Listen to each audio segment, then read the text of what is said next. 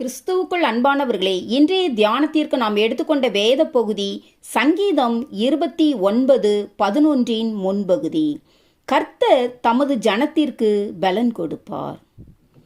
கர்த்தருடைய பிள்ளைகளுக்கு விரோதமாக எழும்பி வரும் சத்துருக்களிடமிருந்து கர்த்தர் அவர்களை பாதுகாத்துக் கொள்வதற்காக தமது பலனை அவர்களுக்கு கொடுக்கிறவராயிருக்கிறார்.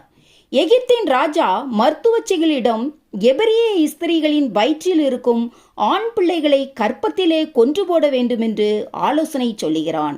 ஆனால் எபிரேய மருத்துவச்சிகள் தேவனுக்கு பயந்ததினால் அவர்கள் எகிப்தின் ராஜா சொன்ன துன்மார்க்கமான கட்டளைக்கு கீழ்ப்படிய மறுத்து ஆண் பிள்ளைகளையும் உயிரோடே காப்பாற்றினார்கள்.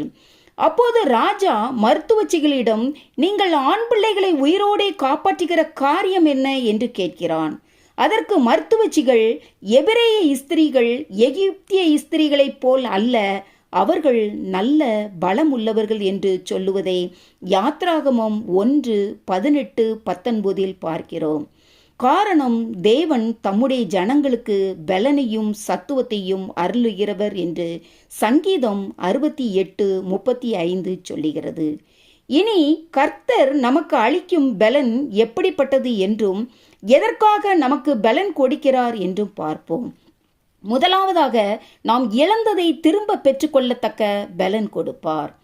தாவீதும் அவருடைய மனுஷரும் சிக்லாகில் இல்லாத போது அமலேக்கியர் தாவீதை பழி வாங்குவதற்காக சிக்லாகை கொள்ளையடித்து அதை அக்கினியினால் சுட்டெரித்து அதில் இருந்த ஸ்திரீகளாகிய சிறியவர்களையும் பெரியவர்களையும் சிறைபிடித்து கொண்டு போய்விட்டார்கள். இதை கண்ட தாவீதும் அவனோடு இருந்த ஜனங்களும் அழுகிறதற்கு கூட பலன் இல்லாமல் போகும் மட்டும் சத்தமிட்டு அழுகிறார்கள். இதை நாம் 1 சாமுவேல் 30:3-4 பார்க்கிறோம். இப்படிப்பட்ட நிலையிலும் தாவீது கர்த்தருக்குள்ளே தன்னை திடப்படுத்தி கொண்டு அமலேக்கியர் பிடித்ததை தன்னால் திருப்பிக் கொள்ள முடியுமா என்று கர்த்தரிடத்தில் போய் விசாரிக்கிறார். அதற்கு கர்த்தர் தாவீதிடம், நீ இழந்ததை ஒன்றும் குறைபடாமல் எல்லாவற்றையும் திருப்பிக் கொள்வாய் என்றார். அப்படியே தாவீது தான் இழந்ததை திரும்ப பெற்றுக்கொண்டான் என்று 1 சாமுவேல் 30:19 பார்க்கிறோம். இரண்டாவதாக, கர்த்தர் நமக்கு நடக்கும்படி பலனளிப்பார். கர்த்தருக்கு முன்பாக நிற்கிற மனிதனும் வானத்திலிருந்து அக்கினி இறக்கின மனுஷனுமாகிய எலியா ஏசபேலை பார்த்து பயந்ததினால் நடக்க பலன் இல்லாமல் ஒரு சூறை செடியின் கீழ் படுத்துக்கொண்டு நித்திரை பண்ணினான். ஆனால் கர்த்தர் எலியாவை தம்முடைய தூதன் மூலமாக போஷித்தார். அந்த போஜனத்தின் பலத்தினால் எலியா தேவனுடைய பர்வதம் மட்டும் நடந்து போனான் என்று 1 ராஜாக்கள் 19:8 பார்க்கிறோம்.